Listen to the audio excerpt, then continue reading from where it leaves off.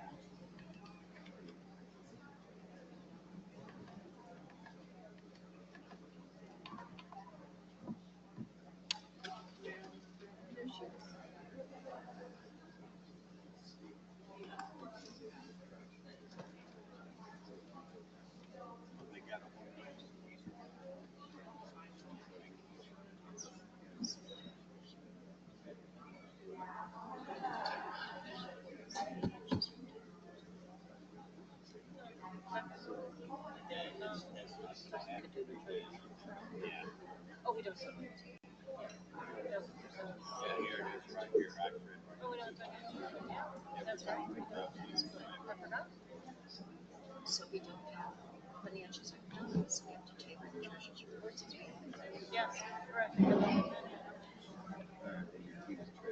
Makes sense.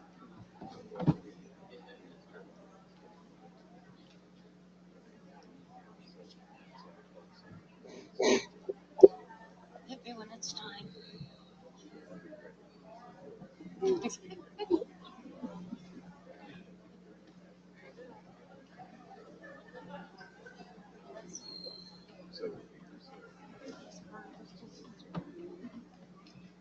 Yeah, we got the cold air.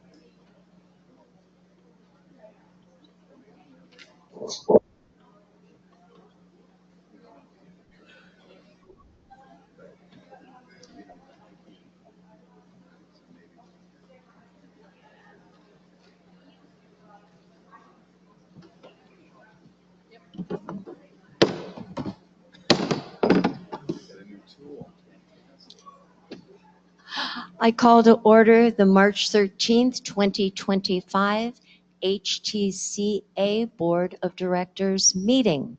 Will you all please stand for the Pledge of Allegiance? To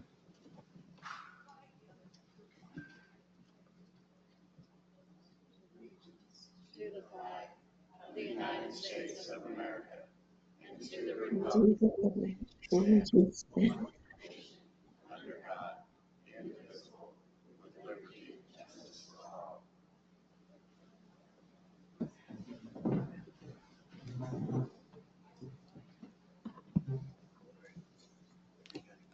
We will now do the roll call. Jennifer Ellswick, Board President. Here. Cindy Evans, Board Vice President. Here. Roberta Ernest, Board Secretary. Here. Marilyn Sorensen, Board Treasurer. Here. Cliff Giroux, Board of Director. Here. Fred Rand, Board of Director. Here. And Greg Sherman, Board of Director. Here. Thank you. Homeowner statement period. In-person speaker may speak for no more than 2 minutes. If attending virtually, please mute your audio.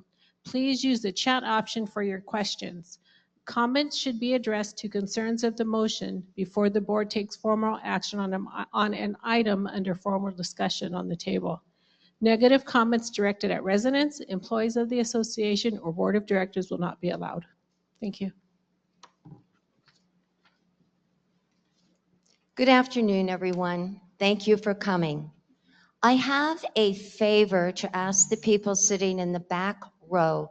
If you cannot hear any one of us at any time during the meeting, please just raise your hand, and the people in the sound booth and the people up here will make an adjustment to make certain that everyone can hear.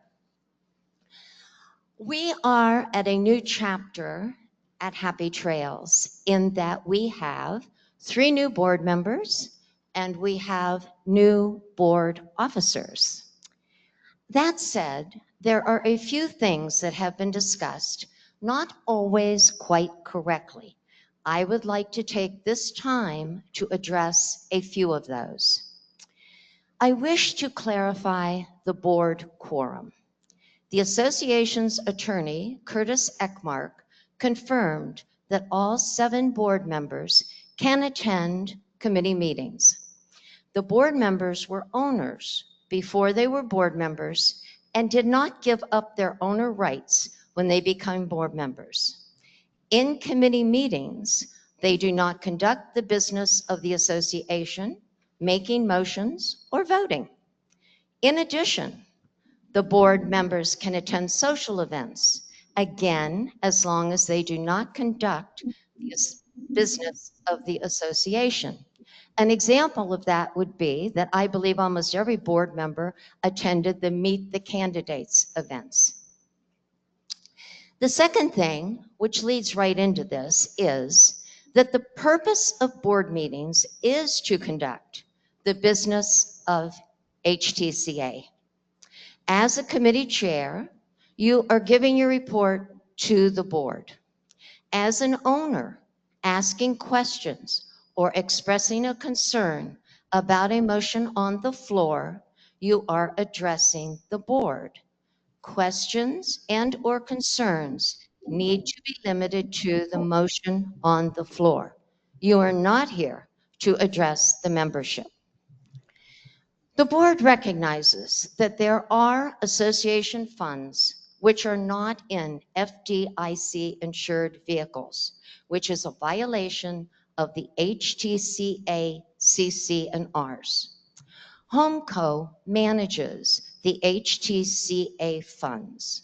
HomeCo is working to prepare a recommendation for the board which will have the least impact on HTCA funds. When this recommendation is completed, the board will vote on it in a board meeting. There will be no further discussion until there is a motion on the floor. Part of the business of the board involves tackling such backspace. Part of the business of the board involves tackling issues such as pending litigation or appeals, personal, financial, or health information about a member or employee, disciplinary action against a member, payment plans or foreclosures, contract execution, personal matters such as hiring or firing. These things are done in the executive sessions where there is a contractual expectation of confidentiality. I believe that the board has been remiss on communicating the outcome of those executive sessions as is appropriate. We are committed to doing a better job of communicating to all our residents. Any information from the board will be shared through our email blasts or the Nosy Coyote. The board code of conduct and social media policy prohibit board members from posting information on Facebook or other forms of social media. And finally, Darlene Pedro is our Professional Community Association General Manager.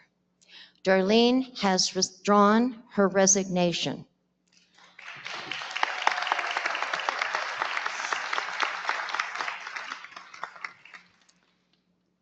Thank you, Darlene.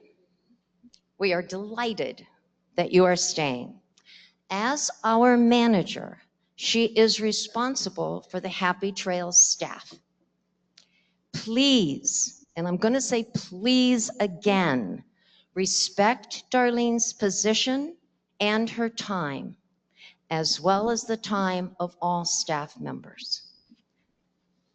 I am looking forward to a year where we move forward together.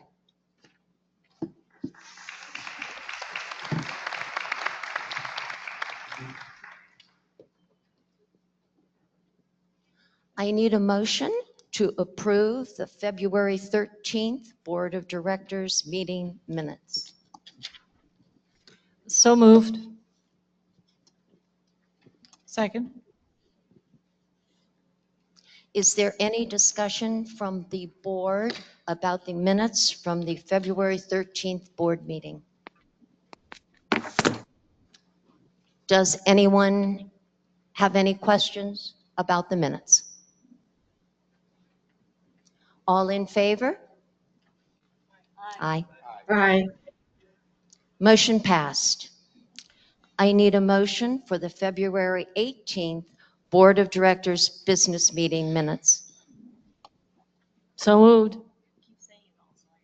Second. Any questions from the board? Any questions from the audience? I will call for the vote. All in favor? Aye. Motion passed. We will be tabling the financial report. May I have a motion to table the financial report? So moved. I make the motion. Second? Second. Dawn, will you please explain why we're tabling the financials? I do apologize, but I am behind on getting the financials done. They should be done by the end of next week. So by the next board meeting, that one and the February will be available. Thank you. I will call for the vote. All in favor of tabling the financial? Aye. Motion passed. And now we will hear from our committees. Some committees decided to speak, some committees didn't. First on the agenda is Bill Powell with an update from the Financial Committee.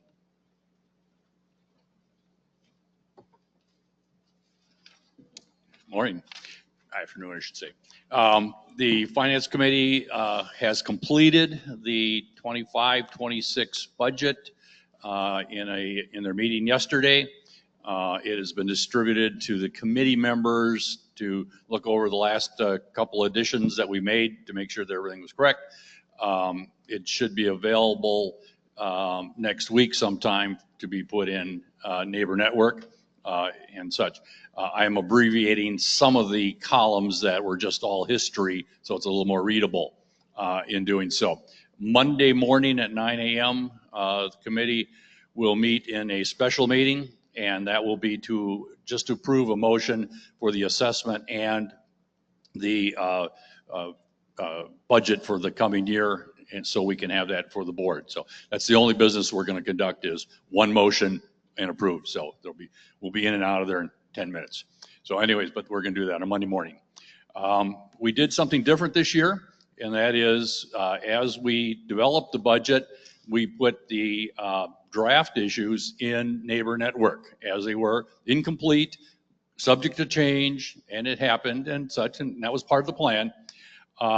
Interesting enough, after doing so and publishing it twice, I received not one phone call, nor did any other member, not one email, nor did any other member, nor was I cornered in the post office by anybody with a question or addition. A few of the residents who normally attend the meetings did bring up some points which were covered. So I guess we're going to probably do it again next year. It seemed to work well. I take three conclusions from it. Either we were doing such a stellar job that nobody needed to comment on it.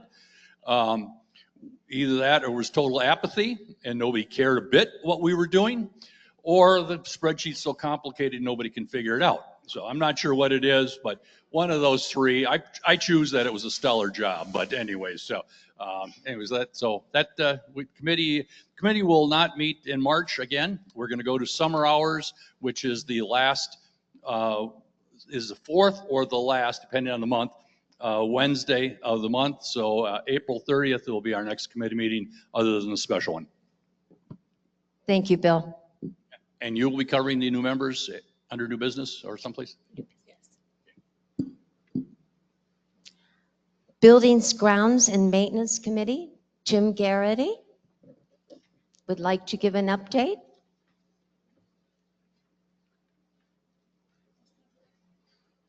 Steve, would you like to fill in and do an update?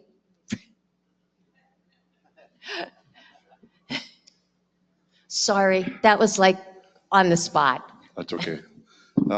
In Tim Garrity's place, my name is Steve Farthing, lot 530.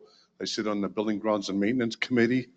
The most recent meeting that we had covered a number of projects that we're looking at that I need to get a hold of Bill Powell on for funding. So we have created a request for quotations for access management that we have 3 contractors that we're looking at. Presently, I need to verify that there's going to be funding for that, and we'll get that sent out. That involves a preliminary project of putting keyless entry onto 9 doors and gates within the resort as a trial. As I said, we created the request for quotation, and it was approved by the Building, Grounds and Maintenance. We also approved request for quotation for all of the buildings painting for this calendar year. That is a reserve item, so it should be funded, although we have some concerns that AR hasn't approved enough funding to do the whole project. So that quote has gone out to Sherwin-Williams, who also now we find out is a company that will do a total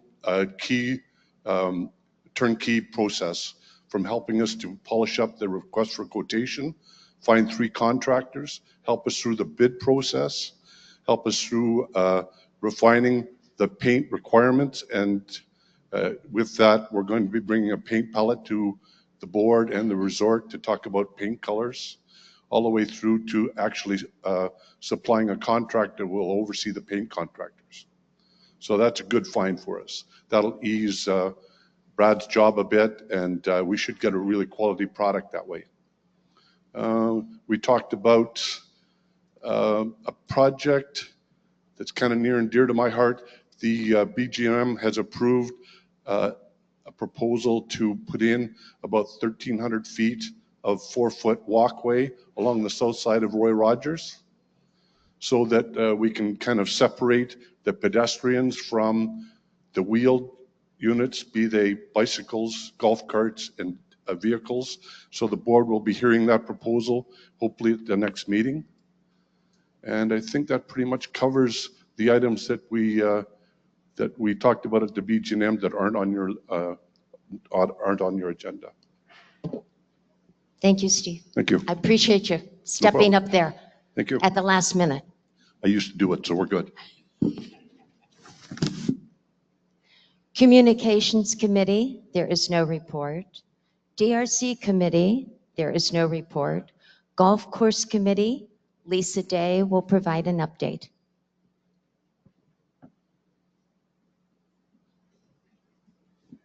Thanks, Jennifer. First, I'd like to apologize to the board. I was facing the wrong direction last time. You've corrected my behavior, and I promise I can't turn around and face the board. So thank you for clarifying your position on that. Since the last board meeting, I've had numerous conversations and meetings with Jason. They've all gone very well. The guy's really reasonable, I think, when he's approached appropriately. We have a good rapport going on.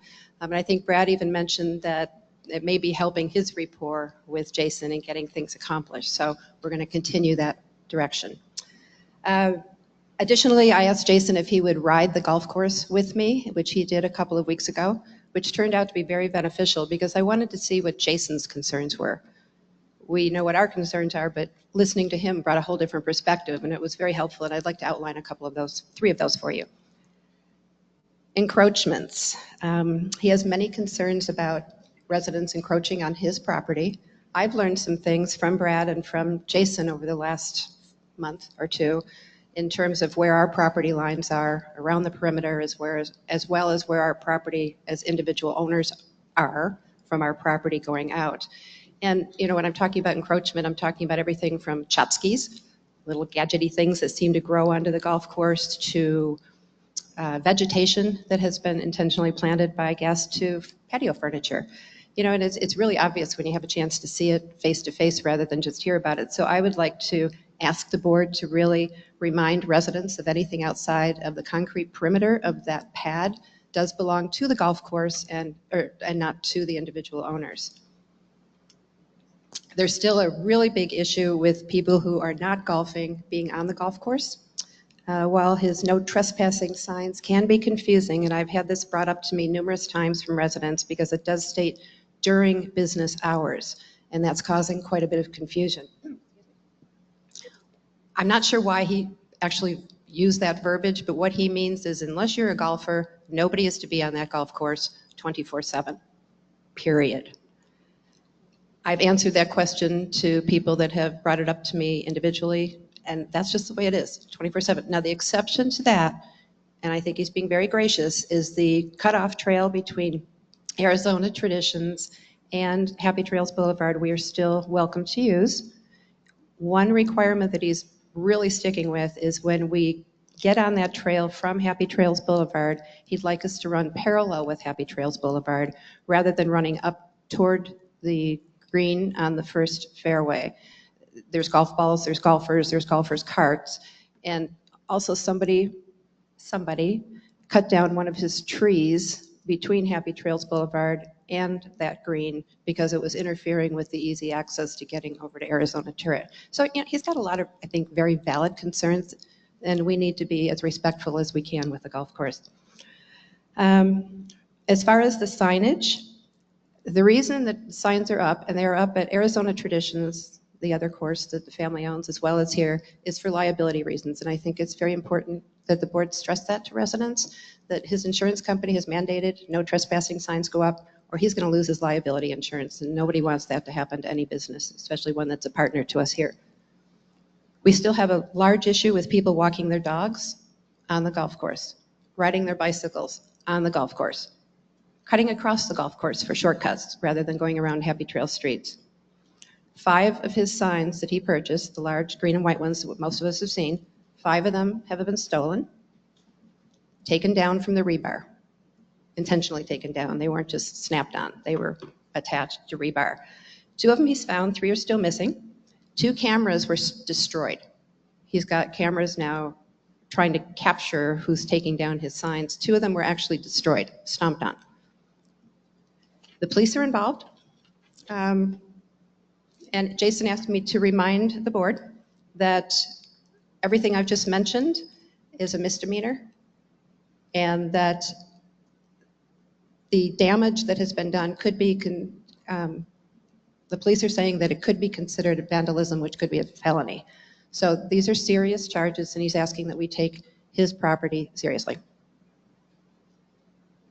The third issue is that, I get my dates right here, that starting in October, there have been frequent issues of fireworks and timed mines, like M80s, going off on the golf course at night, usually between 9 and 11 o'clock at night.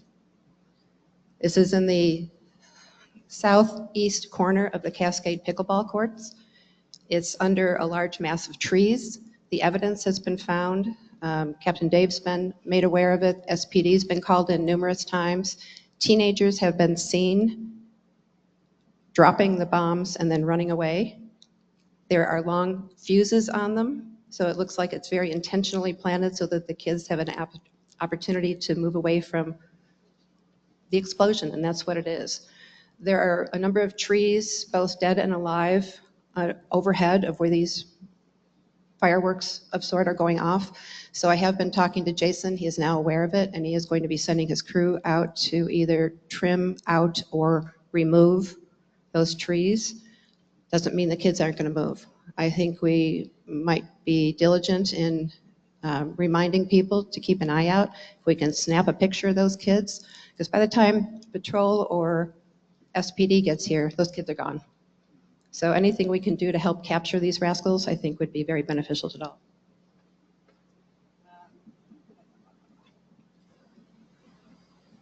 I think that's it for now. Any questions of me? Lisa, not necessarily a question, but a comment. Please share with Jason that we appreciate that he has been working toward getting all of his palm trees trimmed. I will, and they're actually looking pretty good. And that brings up something else. A number of residents want their trees that are on the golf course either removed or trimmed. His position, that includes palm trees, but I will pass that along. His position is he'll get to some of them when he can get to them. He's got a golf course to maintain as well as trimming back. If it's an issue where there's actually encroachment onto their property, branches hanging over, he's more apt to get onto that sooner than later. I've got a list of about 30 people that have been sending emails my way, and I've been taking them up to Jason. The ones that are on the golf course are not as much of a priority, whether their view is being blocked or whatever, it's still his golf course. So, it's really up to him as what he does.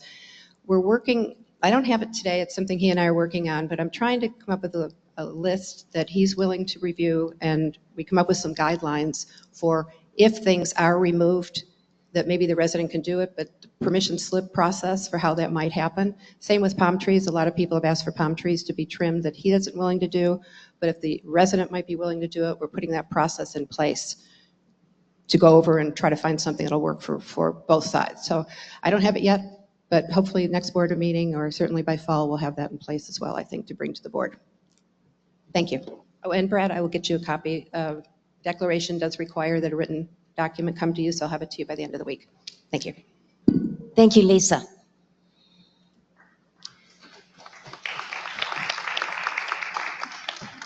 Safety Committee, Dave Greider.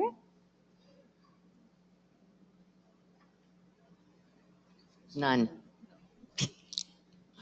Landscape Committee, Vicki Ray. Vicki Ray is delayed today. So once again, we are going to hear from the all-knowing, all-omnipotent Steve Farthing. Thank you. I'll apologize in advance. Steve Farthing, Lot 530. I'm also a member of the Landscape Committee.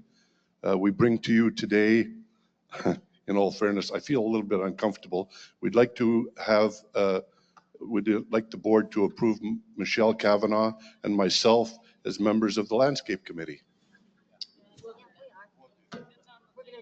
Perfect.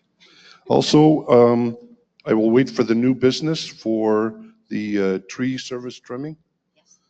And as an update, we are talking with interior landscape architect regarding a total revamp of the courtyard.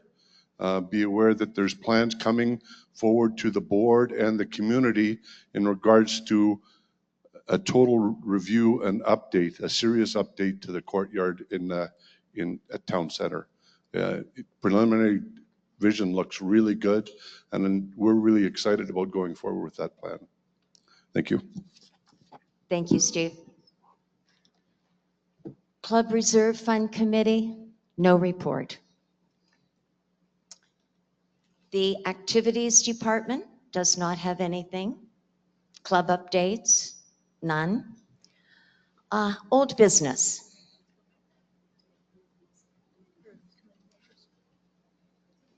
Sorry. Okay. Obviously, I should have pulled my packet apart.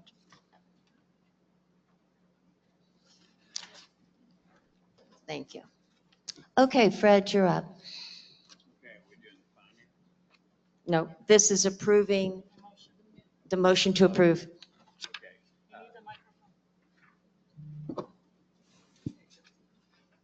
I make a motion to approve the people in the Finance Committee.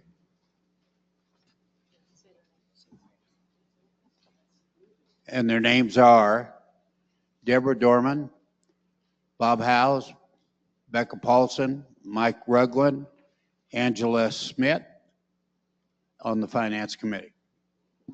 Do I have a second? Second. Any discussion, board?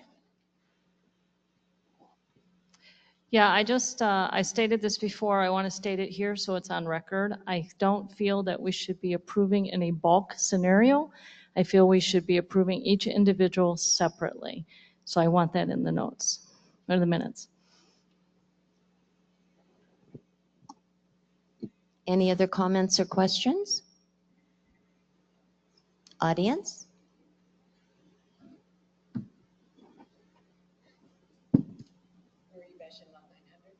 Can you hear me? Oh, there we go.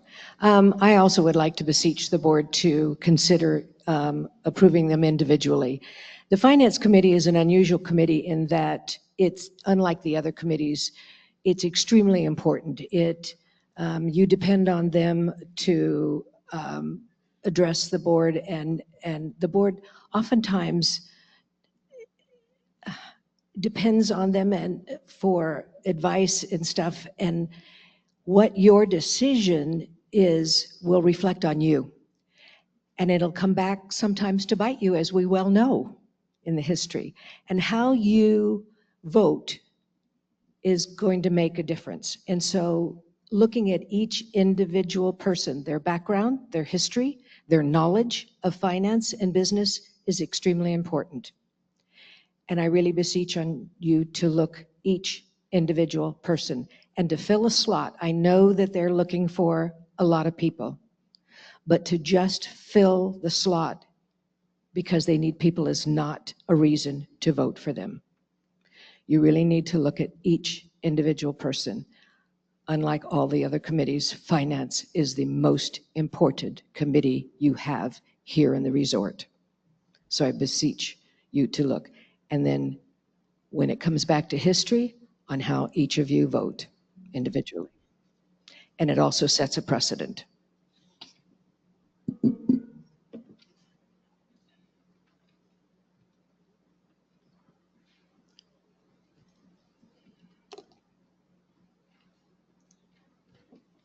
Mickey Aston, Lot 13. I believe the recommendations for these nominees for the Finance Committee has come from the Finance Committee. I believe all of these nominees have been attending these committee meetings, the Finance Committee meeting. In talking with them, I believe they all have a business or finance or banking background. And I give them a lot of credit for applying to this very important committee. It is one of the most important, as Marie said. And if this nomination came from the Finance Committee, I think we should give some credit to that as a group. Thank you.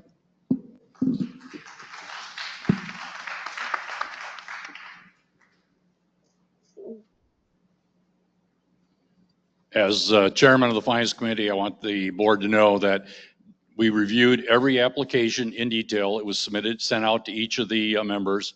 The existing committee members interviewed each one of them individually. And at the end of that, there was absolutely no dissension from anybody. They received unanimous support from the current members to be added to it. Thank you.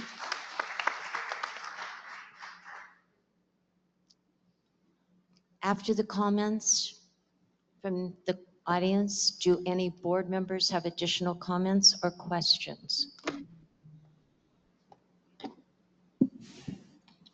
As I was checking on the names of these members, my understanding is this will be the strongest committee that we've had.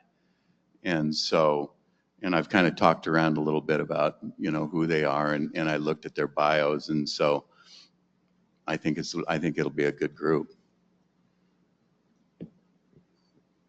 The only comment that I want to thank everyone, the only comment I would like to make is that the board historically takes the motion from the committee, and as the motion comes from the committee, that's how the board acts on it. So that is the normal process that we have followed. Any other comments, questions from the board? I feel we should go ahead and approve the people. I think they're all qualified. I've read them also. So I think we should make the motion to approve them.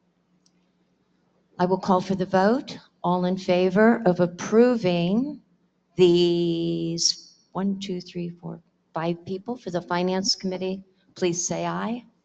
Aye. Opposed? Thank you. Motion passed. Next, we will do the Landscape Committee. 2 new members.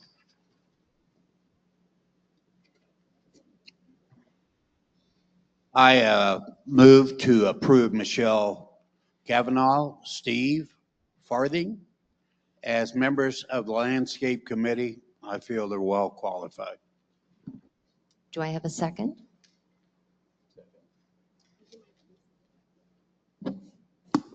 Second.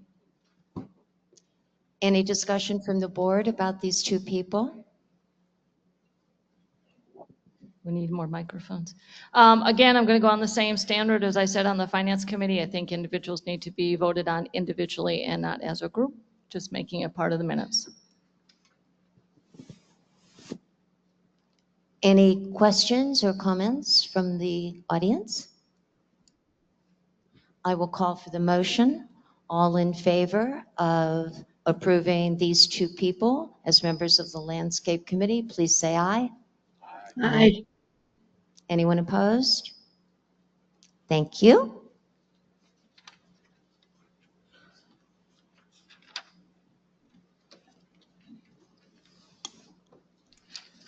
All right, I would like to move to approve untabling the motion to approve the proposed DRC guidelines and to approve the proposed guidelines. Second. Do I have any question? Okay, the changes to the design guidelines have been posted on Neighbor now for close to 2 weeks. Just kind of a brief summary. We've added into the design guidelines an appeals process so that there's a documented appeals process for residents. We've also added in the allowance for airless spraying, not to be confused with aerosol cans, which results in significant savings for all of our residents. And there are some other minor changes to portable shed units and different enclosures. So if you have any questions, board. Does the board have any questions about the proposed changes to the DRC policy? Yeah, first I want to say I think you guys did a great job on this. I know this is not an easy task. I do have a question with regard to holiday lighting. That would be 11B, page 9 at the top. And I think it needs to be, well, first of all, I'm not in favor of decorating the common walls, but I think we may be opening up a can there. But if you're going to proceed with that anyways, then I think there may be some opportunities where we need to be a little more, I don't want to say restrictive, but where we put things specific in here. For instance, you have in here during the months of November to January.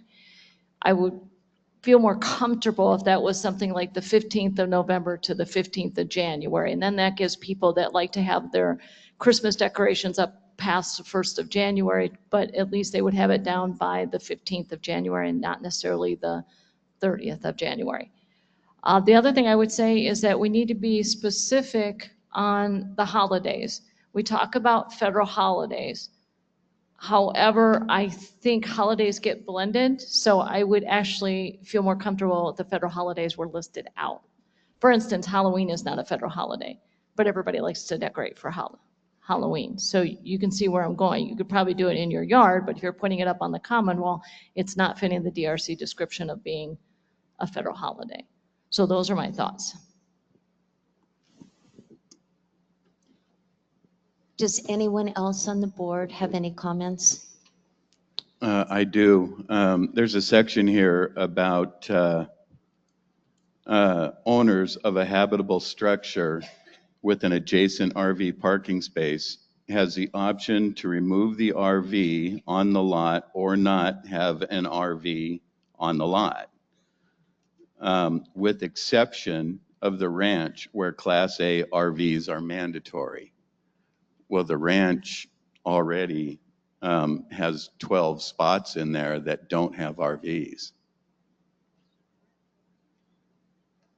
What does that get to do? So yeah, there were a few, we do offer RV port removals. Now this is, I believe the idea was that initially when folks, as they get older, the RV life doesn't suit them anymore. So they get rid of their RV, although they still want to maintain on the lot. So we offer the RV port removal, meaning if you have a habitable structure defined by having a bathroom, a kitchen, a living space, and a bedroom space, you can apply for the RV port removal, which does nothing physical to the lot. It just gives you the opportunity to live there without the RV present.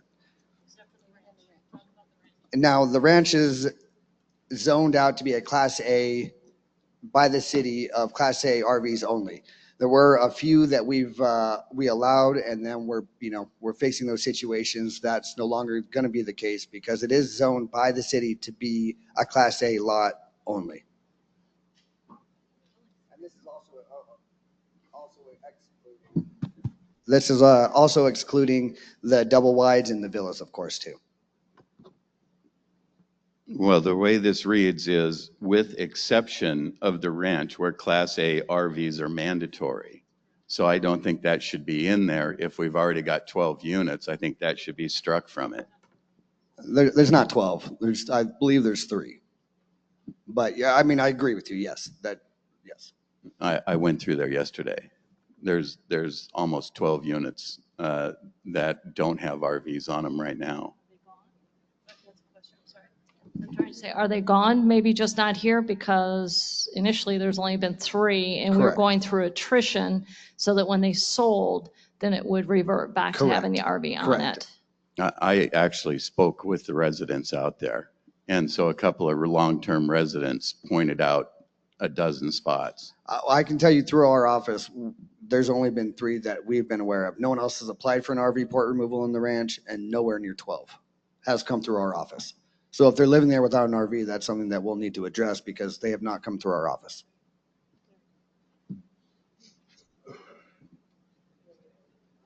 Well, I can't imagine that you're going to make people purchase RVs to stay in their home.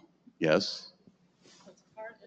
We're tied to the rules and regulations and the CCRs of this community. So, I mean, we'd have to take action in accordance with that.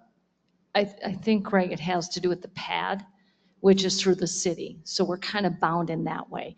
And I think if we go with history, and I don't have it verbatim in my head because it actually happened, I think, before I came on the board, is that yes, when they made that rule about removing the RV off of the RV port, it morphed into the ranch more by accident than anything else. But then once they discovered it, they stopped it. And that's why we're currently officially only at 3 in the ranch that have authorization not to have an RV on their lot. But again, through attrition, when they sell their lot, it would revert back right away. I agree with Brad. If you are finding 12, unfortunately, people might have taken that into their own hands and they didn't file appropriately, in which case the DRC operations managers would have said, no, you can't get rid of your RV. Does that make sense? It does make sense. Ron Woodward was one of them that removed his RV, and he was authorized. That was one that was authorized, yes.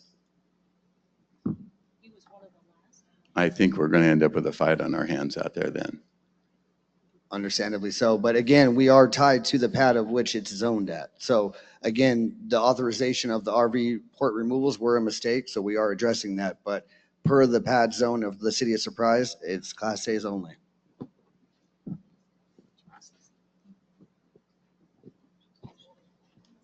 I think we have to remember, though, that the people who have RVs on their lots are allowed to go out on vacation in them. So they could move them for a week or a month and be on vacation in them. So at any given time, there could be a dozen gone. All right, any questions from the members?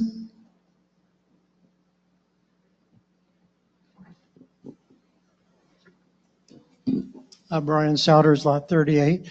I think a simple way to solve this is review who you have paperwork from, who you don't have paperwork from, and find out are some of these people on vacation.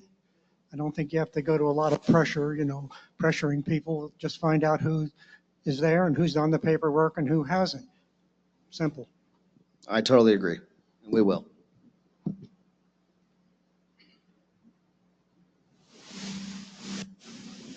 Yeah, thank you. Terry Walters, Lot 497. If there is a disagreement, the CCNRs trump the design guidelines on some of those issues you're talking about. Thank you. I'm looking at page 2, number 2. It says the compliance director and inspections are responsible for ensuring owner compliance and for taking appropriate action. That's being deleted. So where is that responsibility falling into on the guidelines then? That change was made when we made the revisions because compliance is now separate from DRC. So we have a compliance officer whose duties are separate from the DRC. So that's in here then, because I tried to find something. So the compliance issues in the document have been taken out to reflect the separation of duties. So is there another document then on the compliance, or is that just noted somewhere? I tried to find that, but There's not a statement on the compliance officer per se. I think it's covered under the rules and regulations and the CCNRs. all right, thank you. The other one that I have an issue with is on page 30 or page 17. It says here a window must be at least a minimum 2 by 2. And that was, I thought, changed probably back in 08 or 10. Also, you're adding a staircase. Those have to be fire accessible egress windows from the second floor. So 2 by 2 windows have not been allowed forever, but it needs to be a fire accessible window, which I believe is 42 wide by 20 high. You have to be able to get through there with an oxygen pack on from a second story, and that has a legal staircase now. So for sure it has to be a fire accessible. Brad, can you speak to that? We've got some retired fire people around here, but I'm sure I'm correct on that. What page are you on? I'm sorry. Page 17, number A, and then number C, where you've added the staircase. Second story storage. If additional storage area is located above the legal staircase must be installed. Additional storage must have an egress window, but it needs to have a fire egress window, not just the 2 by 2 that's mentioned above. That's city code. If it's city code, then I would imagine that will supersede this document. Hello, and I believe these are in addition to. So our original documents explain about the fire egress window that is the 4 by 4 that you must have. But they all need to be the same. Right. What?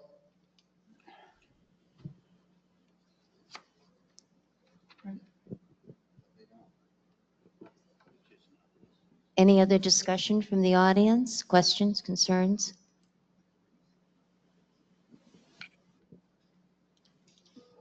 Yes, Terry Bader, lot 1373. I've got a question, if you could just clarify this then, please. So we're not in the ranch, but in the rest of the community. If you have an RV pad, which is required, and you build a stick house next to it, you're not required to have an RV on that spot, correct? Well, if you apply for the RV port removal. Now the stick built. Oh, wait, the RV what? Port removal is what is how we have it labeled. Now, the definition is by habitable structure, not just stick built. So habitable structure is defined by having a kitchen, a bathroom, a separate bedroom, and a living space. Okay. So in order to apply for the RV port removal, your structure must have those 4 rooms in there. So you can't just have a casita and then apply for the RV port removal because you wouldn't apply for that. You can. Okay, so I'm to assume that when I see whatever the case may be, so if you have a RV spot and no RV, and you have a living quarters, which entails those things, they have applied for a port. RV port removal, correct. Okay, just Right. checking. Thank you. No problem.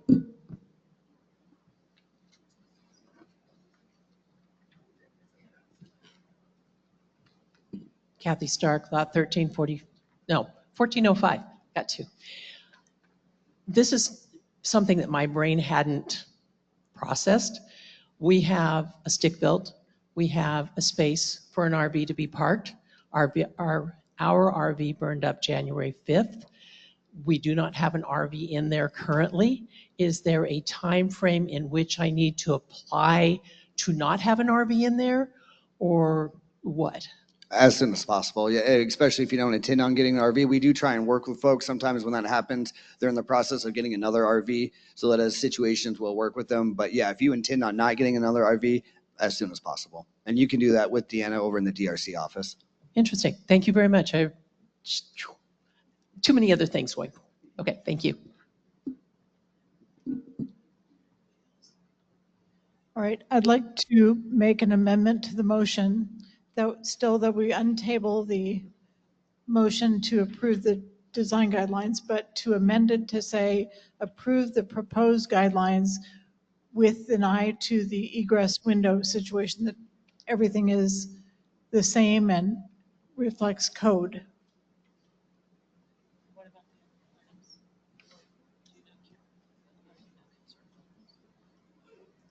Do I have a second to the amendment? Second. I don't want to amend all of this. Okay, so my question is about the dates and about the listing of the federal holidays. I guess I don't want to try and address that issue right now. That can be a future design guideline change. We can vote on that individually and it'll become an amendment to the design guidelines. I don't want to borrow trouble before we have it. So I would propose we leave that alone for the moment. Yeah, Terry Walters again, 497. You know, why don't we do it just once? Why do we have to keep coming in and reorganizing and reauthorizing this stuff? If we've got an issue with the dates, then why don't you just either table it for another month and discuss it? I mean, we need to have a document that's a document and not subject to whatever we're going to do next week or next month or the following month.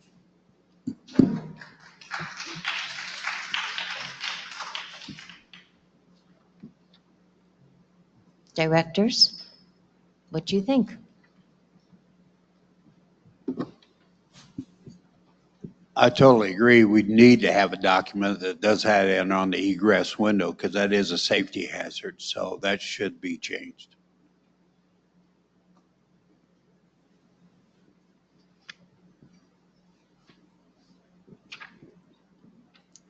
I understand the concern. However, I do want to note that they have spent over 2 years now working on these changes, and we've been pushed back multiple months. So it's going to push back other design guideline changes that will save residents money and potentially limit the improvements to the resort. So I'm not sure any of the other things other than the egress issue are large enough to push this back another month and not have it go forward.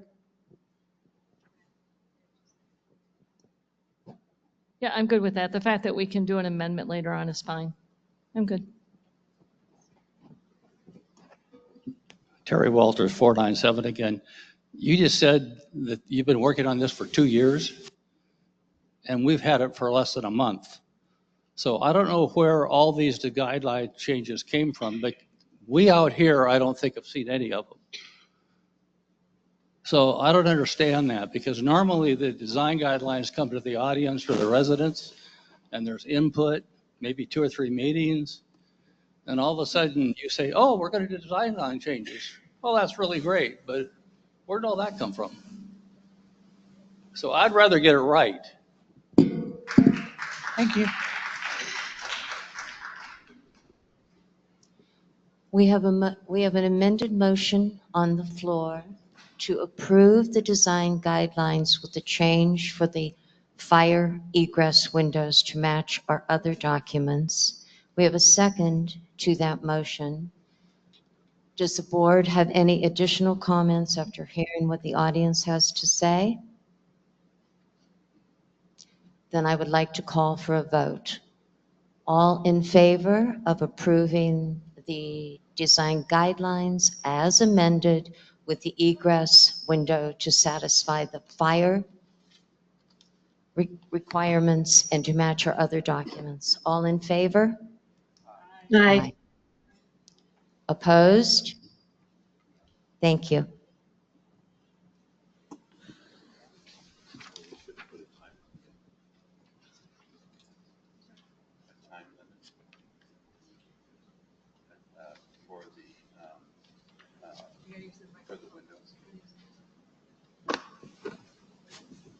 Should we have added a time limit to have that done for the window?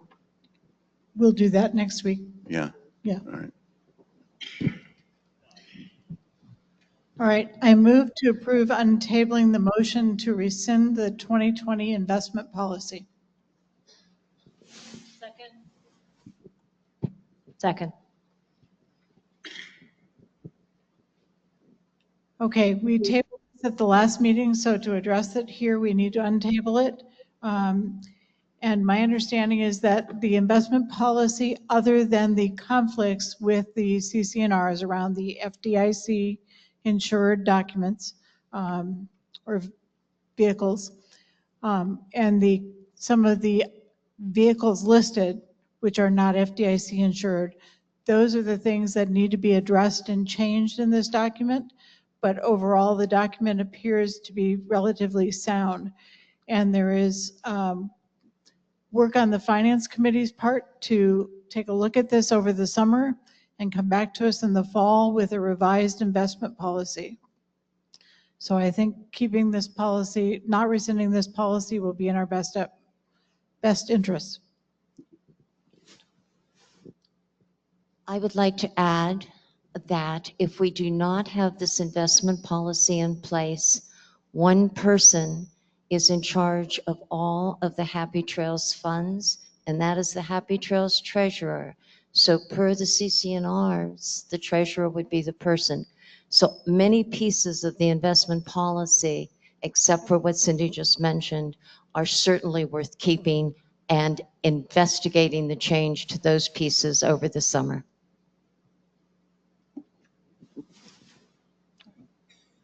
Any comments from the board?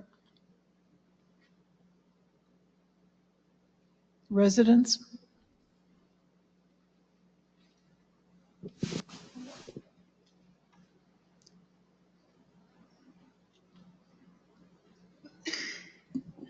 Yeah, Terry Walters again, 497. I would just like to train the thought that I think the investment policy needs to stay. You can change the authorization, but until the various federal and state agencies sort through what's taken place here, I think it needs to stay. And I don't necessarily agree that there's one person that agrees with, that has to approve that. I thought there was a committee of 2 or 3 people. And that certainly can be done with just a motion from you to say either we're not going to do anything except FDIC insured, or we're not going to do anything except let HomeCo manage the funds till then. But I think until you get to the bottom of what's happened here in the last couple of years, you need to keep it in place. Thank you.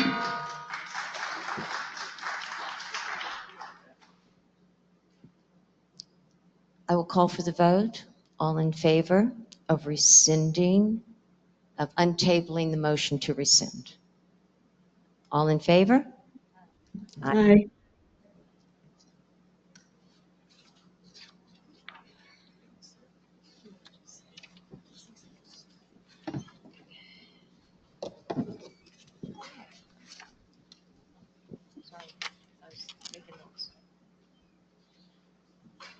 I move to approve the proposal from Spires Tree Service in the amount of $18,775 to trim and skin the common area palms for Happy Trails Community Association to be paid out of operating funds, item 6465.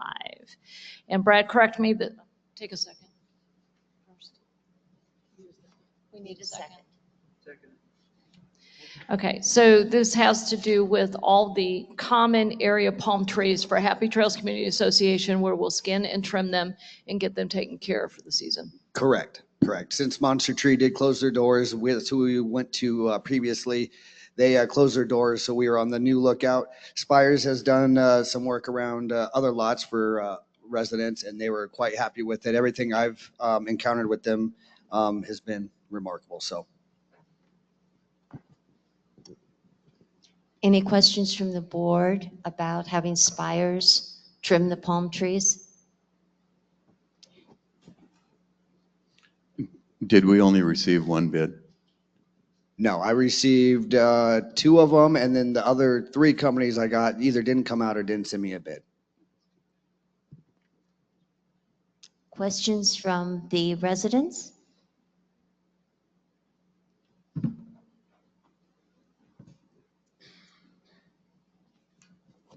Chuck RV, Lot 354. I would just ask Brad to make sure that when Spire comes out and do it, they protect the residents around them. They came out to a lot across the street from us and were doing the trees. And we had rocks flying into our Corvette and all over. So it took a while to clean it up. So if they can assure that wherever the extras, just wrap a thing around their equipment to make sure it doesn't happen. I appreciate the heads up on that, and I will definitely stay on top of them for that. Anything else from the residents? I will call for the vote. Roll call vote. This is a roll call vote.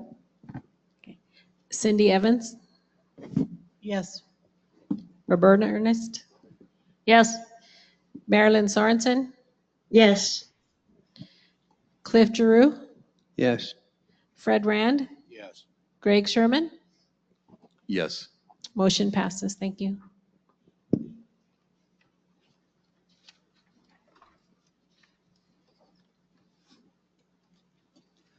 I move to approve the proposal from Veteran Family Tree Service in the amount of $44,850 to trim the common area trees, excluding the palm trees. This is to be paid out of the operating funds item 6465. A second, please. Second? Discussion, board. Does the board have questions about this proposal?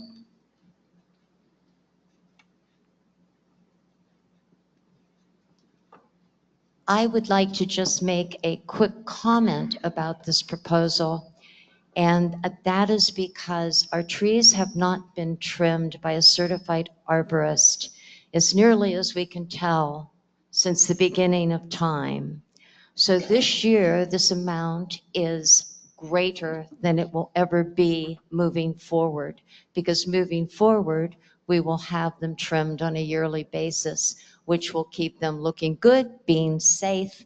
And this is just a catch-up, if you will, of 40 years of not having our trees trimmed properly by a certified arborist. My comments on this are because I have been working with the landscape committee more or less diligently on having arborist after arborist certified and non out here looking at our trees and giving us advice. Do I have any questions from the residents?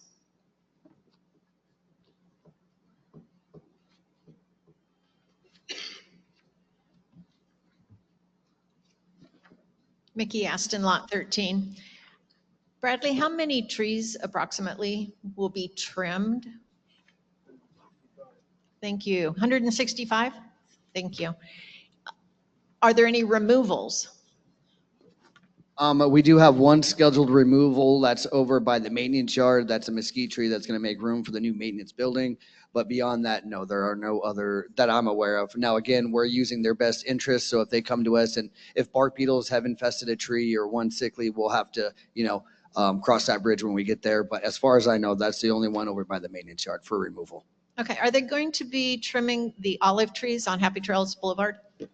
No. No, okay. That will be, good question, Mickey, and let me address that.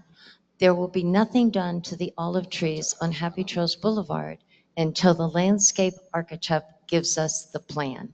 No sense in trimming them, as some of them are going to come out in the plan. In the last week or two, maintenance, I believe, not maintenance, landscaping maintenance has been trimming trees on Happy Trails Boulevard, and I'm grateful for that. Is that going to continue, and how does that work with Veterans Family? Well, that's going to be, we set a limit. I believe it was 8 feet. Anything 8 feet and above, veterans will take care of. Anything below that, our staff will take care of. And then in accordance with the landscaping committee, we'll decide what to do with the olive trees and, landscape accordingly after that. And then I was mistaken. There are 2 tree removals scheduled. I'm not sure where the other one is. I know that there was a sickly one over by NC1. So I imagine that's the one that they're speaking of. I can double check it. And I'm not sure if that was a removal, Jennifer, by NC1 or if it was a trimming back from the pool. There is still discussion about that tree at NC1, and Steve knows the answer to it because he's waving a paper. I love that tree. It gives NC1 some different character. So I know it sometimes gets in the way of the pool. Thank you. And truly, thank you to landscaping because we had encroachment coming up into our yard and we were present when they trimmed and I thought they did a great job. Thank you. Awesome. So just to clarify, I actually have the quote that the landscape committee approved, and there's 2 trees. One is at town center at the gazebo removal, and one is at the maintenance yard.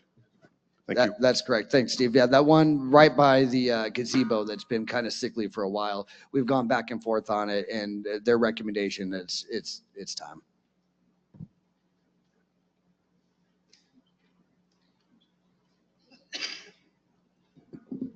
Marilyn Klein, lot 392.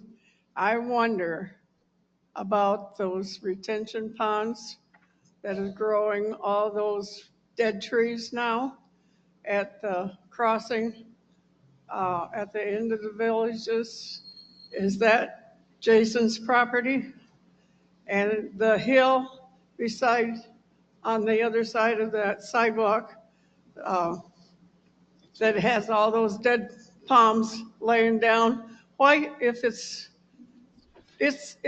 unsightly when people come in and they don't know whose property it is, and I don't know, but why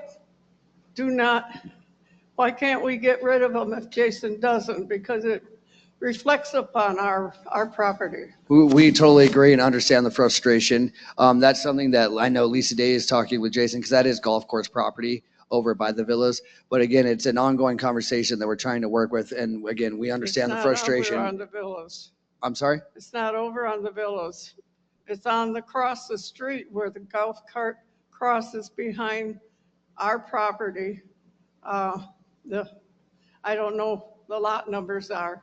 Where the bench is and the golf cart path, the first golf cart path on. How about we get together and you show me on the map? I don't want to give you an answer that I'm not sure what you're talking about. And now they're all dying. And I don't care about the other side of the street. I know that's his. But on the berm going up beside that, where they were, I think they were putting a new light in underneath those trees on the boulevard yesterday. And up there, there's one palm that's busted and there's another tree laying down. Why can't we take it out? I guarantee if it was tree laying on our property, we would have had it taken care of. So if a tree was broken and it was on our property, that would be us. So again, I would like to speak with you after. I would like to speak with you after this, and maybe we can look at a map and discuss those areas you're speaking of, because I don't want to give you wrong information. To be honest, I'm not sure what you're talking about. Because we've seen where they were putting all the red rock in, that beam in there, in that area. There's a bench, there's people sit on, there's a sidewalk that cuts through from the boulevard to the back of the end of the houses. I'm Marilyn. Brad's offered to meet with you and we're at 2 minutes, so thank you. Okay. I didn't have lot numbers on my mind. Thank you, Marilyn. But it's unsightly. Sharon O'Leary, 602. Monster's not going to be here anymore. So last several years, I've been a part of the people who have paid their money for their own palm tree. I don't see that on the agenda. Is that not happening anymore?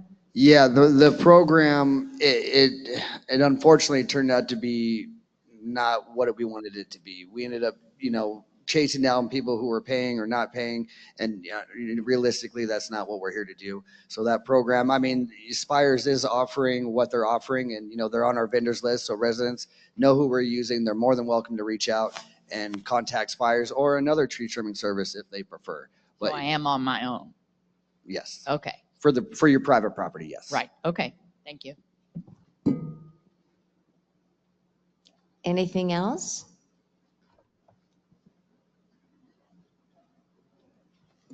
Mickey Aston, Lot 13. What line item was that on the budget? Was it 6465? Do we know? It is 6465. Under tree trimming? And what was the amount of the bid? 44, Are you speaking of the palm trees or the tree trimming? tree trimming, Okay. tree trimming. 44,850. Yes, Okay. there's a lot of trees. No, I know, I know that clip. Thank goodness we have a lot of trees. But I'm looking at the budget on my phone and I think it's budgeted for $9,000. So You are correct, but it will still come out of the operating fund. Okay. Just wanted to line my lines up.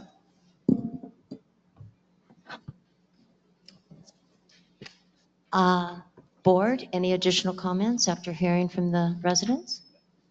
I will call for the vote. Darlene will do roll call. Okay, before I call for the vote, I made an error. I forgot to ask Jennifer her vote on the last roll call, and that was for Spire's Tree Service in the amount of $18,775 to trim and skin the common area palms. Jennifer? Yes. Thank you. Okay, now we'll move on to the next one. This is the motion to Veteran Family Tree Service in the amount of $44,850. A roll call vote. Cindy Evans? Yes. Roberta Ernest? Yes. Marilyn Sorensen? Yes. Cliff Giroux? Yes. Fred Rand? Yes. Greg Sherman? Yes. And Jennifer Elswick. Yes. Thank you. The motion's passed.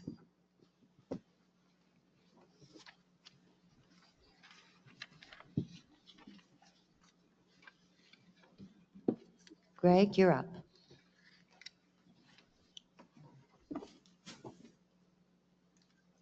I move to approve an owner-requested installation of a memorial bench at NC2, I assume to be paid for by the owner. Correct.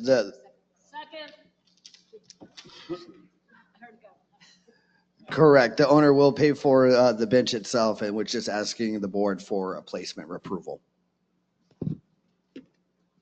Any other questions from the board about the bench? Any questions from the residents?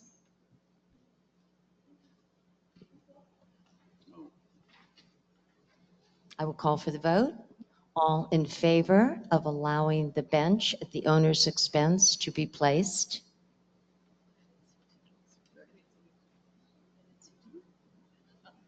Aye. Aye.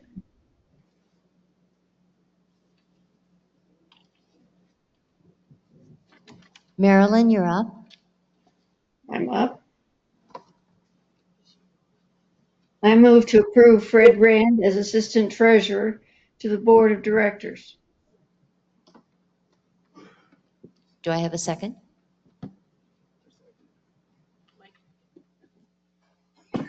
I second it. Is there any discussion from the board? Is there any discussion from the residents? I will call for the vote. All in favor of appointing Fred Rand as the Assistant Treasurer to the Board of Directors, please say aye. Aye. Aye. Opposed? Thank you.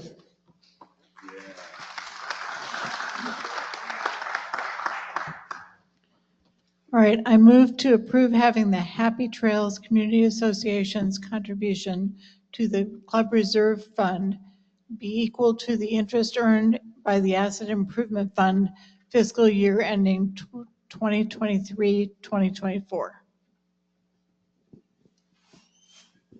Second.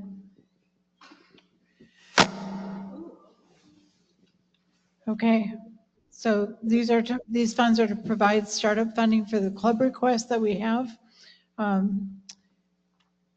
It will come from the interest earned, so it will not put a burden on all the residents. And I think it will cover what we have in front of us for club requests. Any other questions from the board? Any questions from the residents?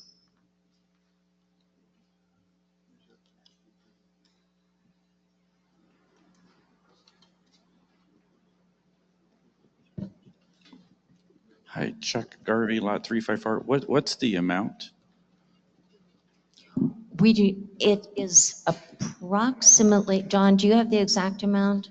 It is approximately $40,500, but please do not declare that as the exact amount, because as soon as we have the interest earned on that fund, we will know what it is. And moving forward, we will know what the amount is based on the interest on that fund. The reason that we're asking for the previous year is so that we actually have that number. And do you know when that'll be posted? I mean, or will it just be in the financial statement? The transfer, the amounts or the Don? correct amount? It will show on the financials, but I need to ask some more information about this, setting up the club reserve fund. Okay. Thank you.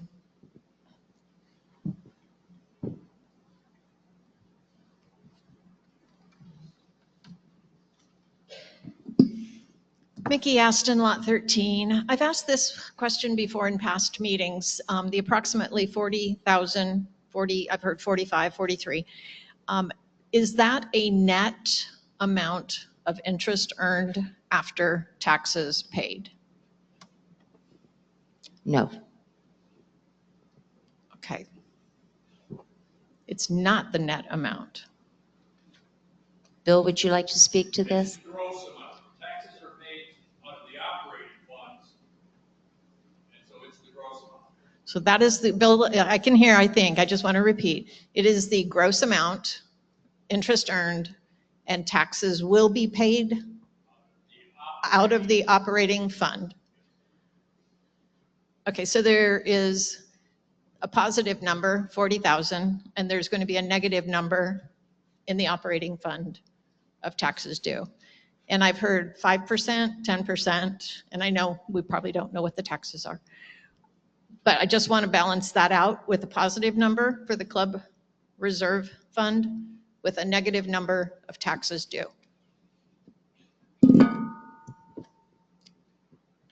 Do I have any other questions from the residents? I will call for the vote. Roll call vote. Cindy Evans, Yes. Roberta Ernest, Yes. Marilyn Sorensen, Yes. Cliff Giroux, Yes. Fred Rand, Yes. Greg Sherman, Yes. and Jennifer Ellswick. Yes. Motion passes. Thank you. That is the last piece of business, except that our manager would like to make a few announcements.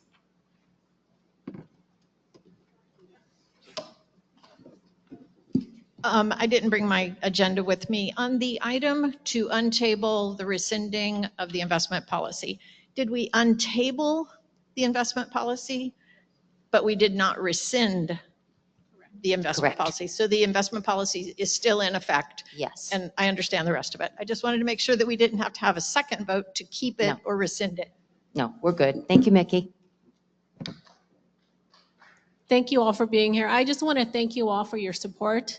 It was a decision that I made last Friday to stay here at Happy Trails, and I do look forward to this coming year and years to come, working with all of you. So thank you for all your support.